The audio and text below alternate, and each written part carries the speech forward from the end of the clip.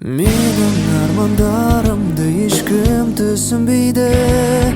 Енді маған бәрі бір не десе де мейлі. Бірақ сезім мәңгілікке, жүрегімде жалғыз нүкте. Тіпті қиял мен өмір арасында дасам да мен, қос аяғым қозғалмай теміршін жүр салса да мен.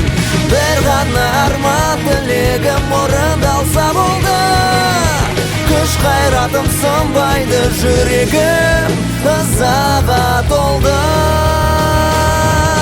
Үркөкірек қасірет қорқыныш жалғанға берілсең, шайқаста жеңілгені.